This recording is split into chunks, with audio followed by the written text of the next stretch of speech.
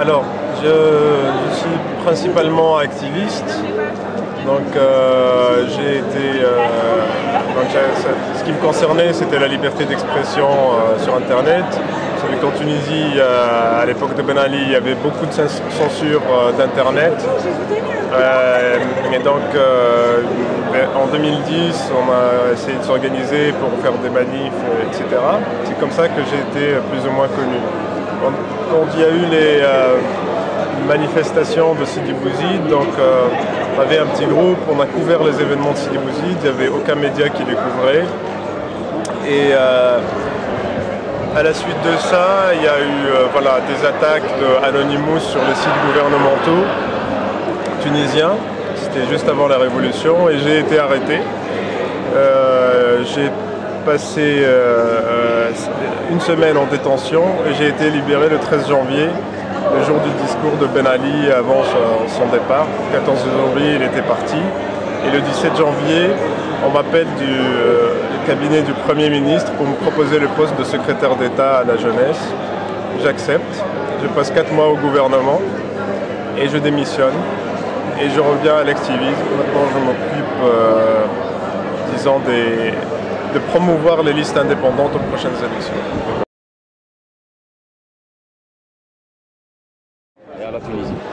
Alors moi, avec un petit groupe d'amis, on croit beaucoup au nouveau mode de gouvernance basé sur Internet, ce qu'on appelle l'open governance.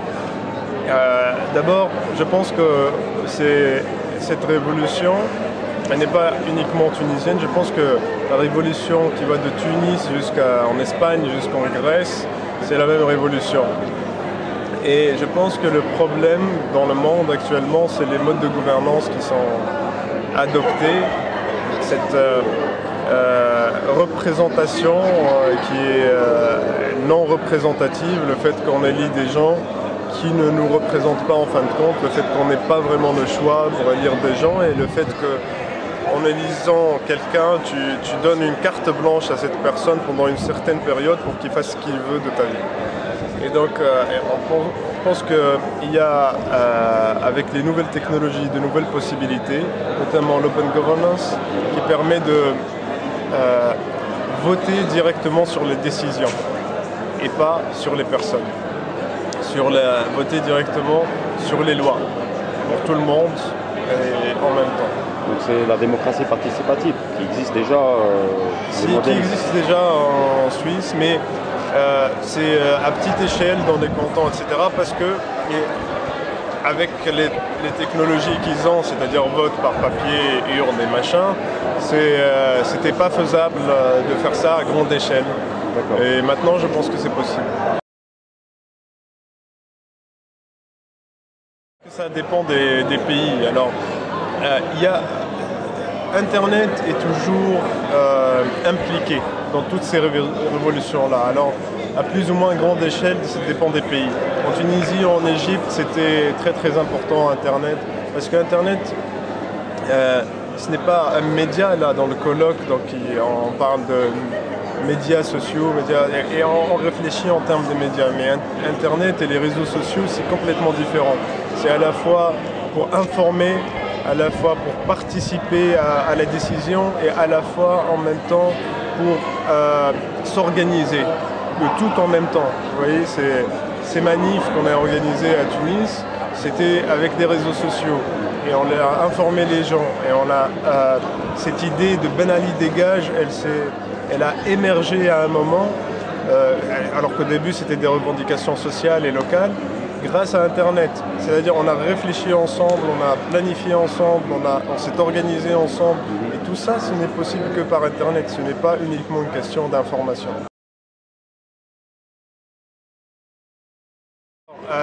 D'abord, les liens étaient tissés bien avant la Révolution. C'est-à-dire la Révolution n'a pas commencé en décembre de 2010.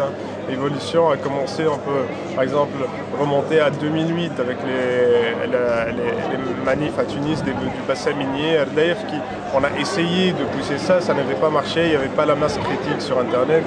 Et on se supporte mutuellement. Par exemple, les Égyptiens ont été les premiers au Caire à manifester en soutien à Sidi Bouzid. C'était, je crois, même avant Tunis. C'est-à-dire le réseau, il existe déjà. Les cyberdissidents, les activistes égyptiens, c'est nos amis. Et on a des amis au Bahreïn, toutes ces révolutions en Syrie, au Yémen, en Algérie.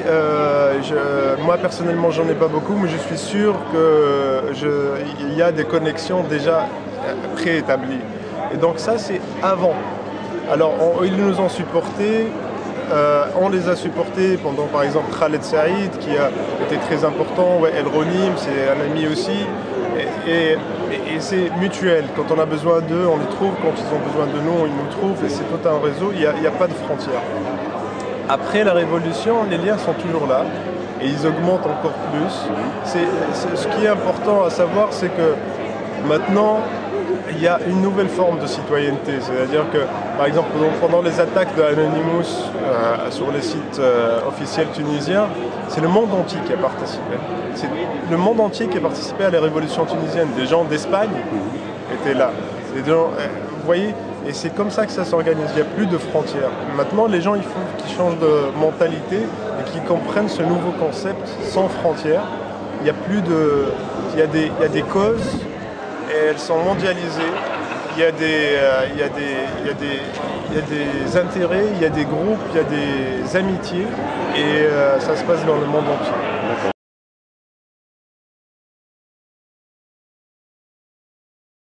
Alors ça existe, et il n'y a pas à ne pas tomber dans ce piège, c'est-à-dire que tu t'en fous en gros de la CIA. C'est-à-dire la CIA, elle est une espèce de main invisible qui manipule par-ci, par-là, et tu peux l'abstraire complètement, c'est-à-dire tu peux t'en foutre complètement. Si quelqu'un, par exemple, qui vient d'une association X, machin, etc., il vient te faire une formation sur comment filmer en vidéo, etc., et tout fournit du matériel vidéo pour filmer, machin. Après, tu utilises ce matériel pour filmer la révolution en Tunisie, par exemple. Qu'est-ce que t'en as à foutre que ce mec a une connexion avec la CIA? Ça t'a servi pour faire la révolution, parce que c'est ça l'action de la CIA. Ils ne viennent pas te donner des valises pleines d'argent. Maintenant, la CIA, c'est ce qu'elle fait. Elle fait voilà, du support par-ci, par-là, de la manipulation globale. Mais tout ça, ça laisse complètement la liberté, par exemple dans le cas de la Tunisie, aux Tunisiens de faire ce qu'ils veulent. Ce n'est absolument pas disons de la gouvernance directe. C'est-à-dire c'est pas eux qui décident. C'est le peuple tunisien qui décide et eux ils choisissent juste qui soutenir. En gros, ça marche comme ça. Et donc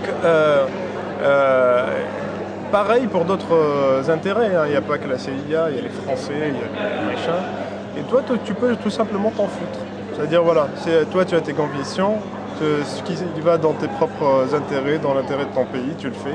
Et tu t'en fous complètement de ce qu'ils essayent de faire, de leurs agendas.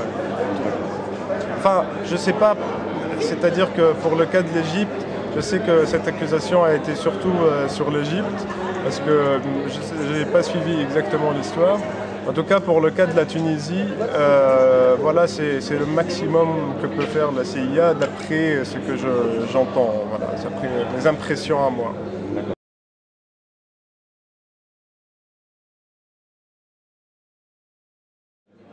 Bah, c'est parce que j'ai senti que ma mission était finie, que le gouvernement, tu représentes le gouvernement.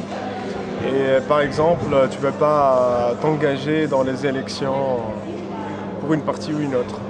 Et alors que c'est important pour moi que mes idées, que mes idées passent pour les prochaines élections, c'est l'avenir de la Tunisie. Donc tu comptes former un parti politique Non, non, non. Là, on soutient parce que je n'ai pas le droit, je me suis engagé avec le gouvernement à ne pas me présenter aux prochaines élections. Mais je compte soutenir les listes électorales indépendantes. Donc on est en train de faire un gros travail de soutien pour les listes électorales indépendantes parce qu'on pense que c'est ça la solution. C'est-à-dire que les indépendants sont la solution.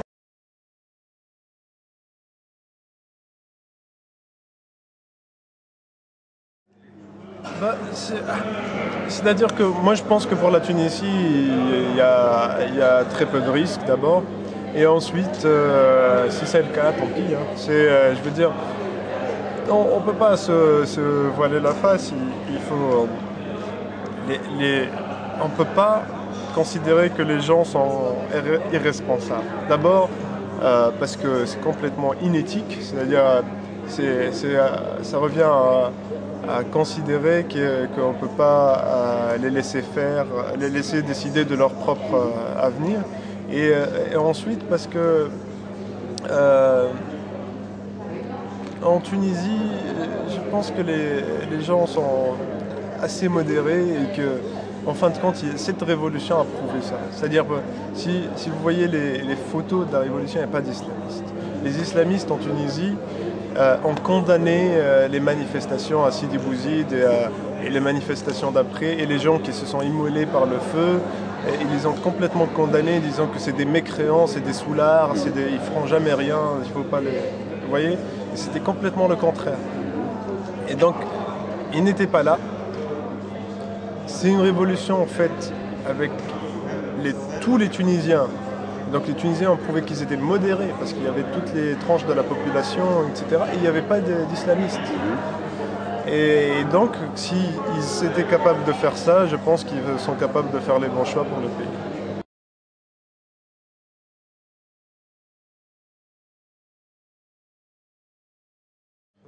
Je m'en fous, je le connais même pas. Il est inexistant. Peut-être qu'il a dans son quartier, il est connu.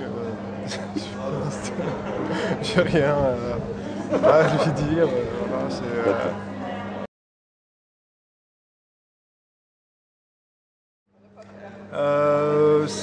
Voilà, voilà, je m'y habitue là maintenant après 6 mois, donc ça va, je gère assez bien, je pense. Au gouvernement, c'était difficile parce que j'étais très exposé médiatiquement, donc je recevais constamment des critiques, c'est très fatigant au niveau du moral. Maintenant que je suis sorti, c'est beaucoup plus tranquille. J'ai principalement des gens plus positifs qu'autre chose et c'est beaucoup plus gérable, même s'il y a autant de presse ou de sollicitations, c'est beaucoup plus tranquille. Donc ça va.